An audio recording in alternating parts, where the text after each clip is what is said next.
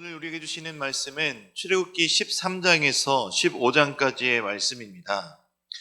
먼저 13장은 출애굽할 이스라엘 백성들이 지켜야 할 초태생에 대한 규례, 그리고 무교절의 규례를 강조하고 있는 장으로 볼 수 있습니다. 우리 13장 3절 말씀을 함께 읽겠습니다. 모세가 백성에게 이르되 너희는 애굽 곧 종되었던 집에서 나온 그날을 기념하여 유교병을 먹지 말라. 여호와께서 그 손의 권능으로 너희를 그곳에서 인도해 내셨음이니라. 아멘. 애굽 곧 종되었던 집에서 나오는 해방을 기념하여 이 절기 무교절을 지키라고 명령하고 있습니다.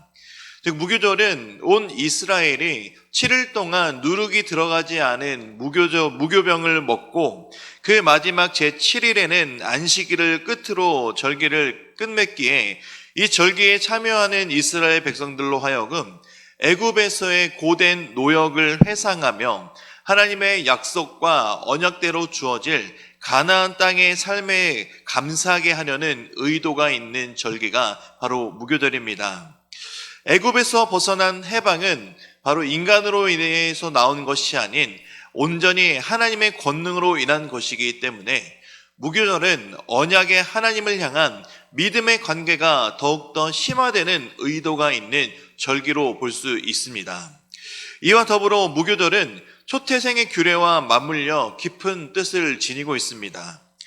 초태생을 구별하여 대속하는 규례는 10번째 재앙으로부터 구별된 사실을 감사하기 위한 것입니다.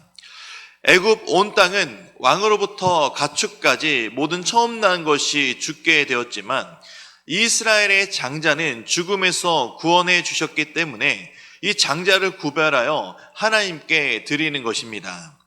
그리고 모세는 이 무교절과 초태생의 규례를 자손 대대로 지켜야 된다라는 것을 강조하고 있습니다. 매년 지켜지는 절기를 통해 이스라엘 민족은 하나님과의 언약으로 맺어진 선민이며 이 언약 공동체를 존속하게 하는 힘이 되기 때문입니다. 그래서 이 절기마다 이스라엘을 구원하신 하나님의 역사하심을 기억하는 것으로 하나님만이 오직 유일하신 여호와 참 하나님이심을 깨닫게 되는 것이 바로 이 절기의 목적입니다.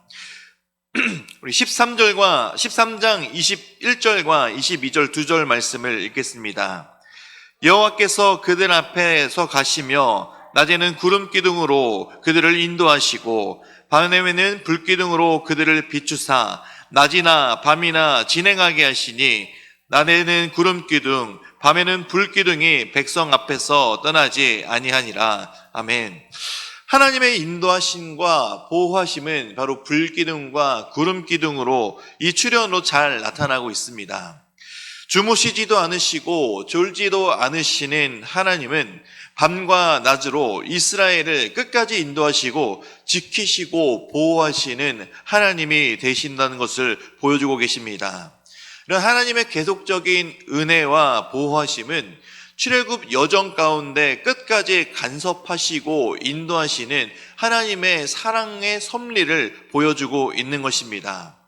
이스라엘을 지키시고 보호하시고 인도하시는 하나님은 이 당시 이스라엘 백성들만 보호하시고 인도하시는 것이 아니라 지금을 살아가는 우리도 역시 마찬가지로 보호하시고 인도하신다라는 사실을 우리는 늘 기억해야 합니다.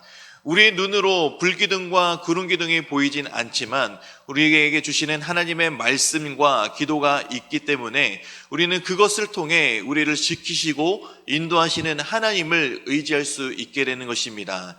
그리고 그 하나님을 경험하게 될 수 있다는 것을 늘 기억하시면서 우리가 의지하고 믿을 수 있는 분은 하나님밖에 없음을 항상 기억하시기 바랍니다. 14장입니다. 이 장은 너무 유명한 홍해 이적이 기록된 장입니다. 이스라엘 백성들이 하나님의 초월적인 능력으로 애굽의 말수에서 완전하게 벗어나게 되는 사건이 바로 홍해가 갈라지는 기적입니다. 애굽을 떠난 이스라엘 백성들은 이제 하나님께서 명령하신 대로 바알스본 맞은편 바닷가에 진을 치게 됩니다. 이스라엘 백성이 막다른 길에 도착했다고 착각한 바로는 모든 온 애굽의 군대를 동원하여 이스라엘 백성들을 다시 추격하기 시작했습니다. 이 소식을 들은 이스라엘 백성들은 불안한 마음에 모세를 원망하지만 하나님께서는 이스라엘 백성들을 위로하여 주십니다.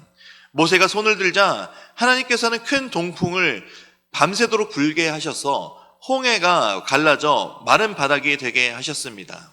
그리고 이스라엘 백성들로 하여금 이 마른 땅을 무사히 건너게 하시지만 뒤따라 추격하던 애굽의 온 군대들은 바로 이 홍해 속에 수장되어 버리고 맙니다. 하나님께서는 이스라엘 백성들을 순조롭게 인도하시지 않으시고 홍해 이적이라는 위기의 상황을 연출하신 것입니다. 이것을 왜 하나님께서 연출하셨느냐?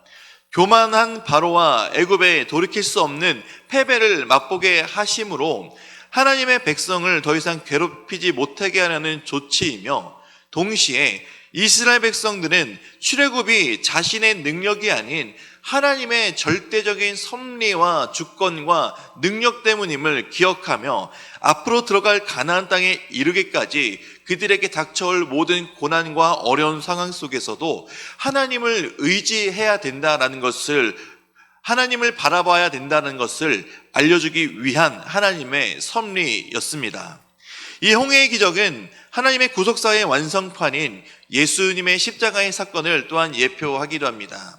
이것은 모든 그리스도인들에게 임한 구원은 개인의 의지, 능력, 재능이 아니라 전적인 하나님으로부터 오는 은혜임을 보여주는 것입니다. 하나님의 나라에 이르기까지 하나님의 나라의 성도들은 삶에서 닥쳐오는 시련과 고난, 이런 것들을 모두 십자가 앞에 내려놓아야 합니다. 그리고 우리에게 주신 십자가의 사랑을 다시 한번 되새겨야 합니다. 그리고 그 은혜를 묵상할 때 극복할 수 있는 힘을 우리에게 주신다라는 사실을 우리는 늘 기억하며 살아가시기 바랍니다. 15장입니다. 15장 1절에서 21절은 홍해를 건너고 애굽의 군대가 수장된 사건을 경험한 이스라엘 백성들이 구원과 기쁨의 감격을 이기지 못해 하나님을 찬양하게 되는, 즉 모세의 노래가 기록된 절입니다.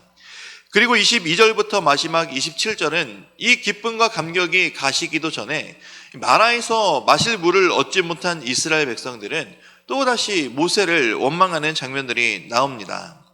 이스라엘 백성들은 자신이 건너온 홍해 바닷가에서 자신들을 그토록 괴롭히고 못살게 굴었던 온 애굽의 군대가 죽어있는 모습을 보게 됩니다.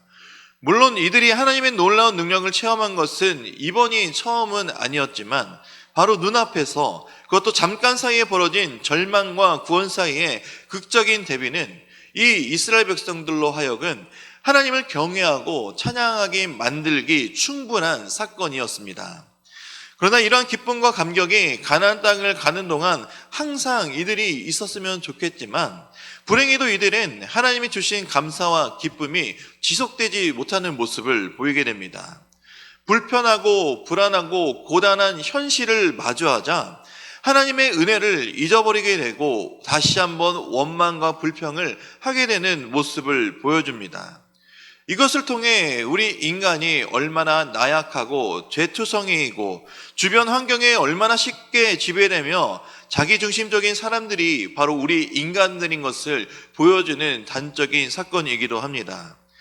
성도들이라면 언제나 우리에게 주어진 삶을 우리 자신들에게 초점을 두지 않아야 합니다. 오직 우리의 삶을 인도하시고 이끌어 가시는 하나님을 바라보고 의지할 때 우리의 삶에 일어나는 모든 어려운 문제들을 해결하실 수 있는 그 주님만 바라볼 수 있게 된다라는 것입니다.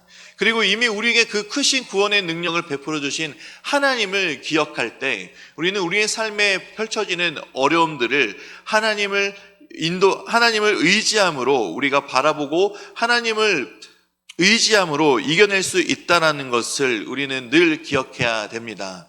그러나 이스라엘 백성들의 이 모습이 다른 사람들의 모습이 아닌 바로 나의 모습인 것을 깨닫고 나의 연약함과 나의 부족함을 늘 주님 앞에 고백하며 언제나 주님께 긍휼을 구하며 우리의 삶을 인도하시는 주님께서 우리의 삶을 함께 동행해 주시고 이겨내 주신다라는 그 기도와 믿음으로 이 세상을 살아나가시기를 주님의 이름으로 축복드립니다.